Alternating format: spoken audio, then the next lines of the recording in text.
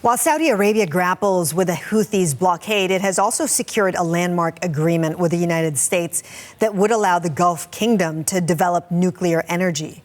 But it comes with controversy, and Willy Lowry is joining us now from Washington. So, Willy, what can you tell us about this deal?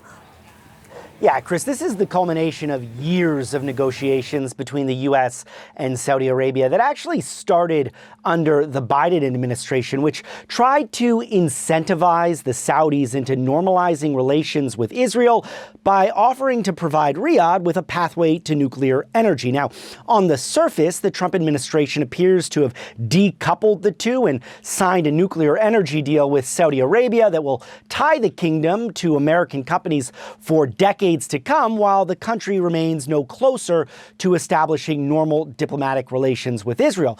But U.S. President Donald Trump just this morning pushed back on this notion, insisting that Saudi Arabia will join the Abraham Accords. In a post on social media, he said, quote, "The civil nuclear deal, in parentheses, there will be no enrichment of material, and parentheses, being made between the United States Department of Energy and Saudi Arabia, which pertains only to non-military use, such as the ones that Iran and UAE and others already have, will be approved, but is totally subject to Saudi Arabia joining the very respected and successful Abraham Accords. The United States is not opposed to civil, non-enriched nuclear facilities." Now, Dan Shapiro, who is the former U.S. ambassador to Israel and served in multiple functions in the Biden administration, doesn't seem to be quite as convinced. Let's take a brief listen to what Shapiro had to say on the subject yesterday.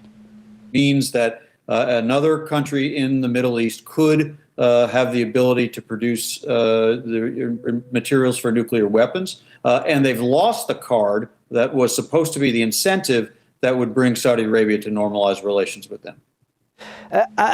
Trump, with this most recent post, appears to be retying this deal to incentivize Saudi Arabia to establish relations with Israel, Chris. But again, the timeline seems to be somewhat conflicted, as from our understanding, this deal is already signed. Of course, it does require congressional approval, though Trump has a veto power if Congress is not able to get a two-thirds vote against the deal.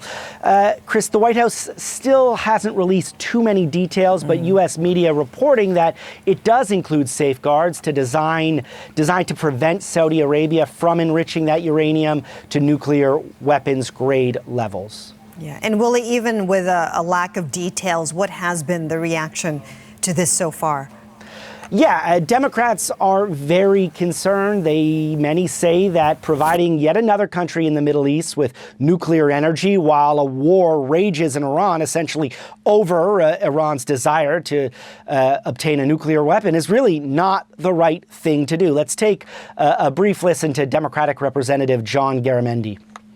Why would we ever set up a situation in which there would be the likelihood of nuclear proliferation? We've already got around with an ability to enrich uranium to the point of being able to make a bomb, and we're going to turn that over to Saudi Arabia? No, we're not. This is just terrible, terrible policy. Important to note here, Chris, as I mentioned, it's unlikely that Democrats would be able to get enough votes in Congress to veto the deal, which means if Trump wants this to go forward, it will. All right, Willy Lowry, thank you so much for that.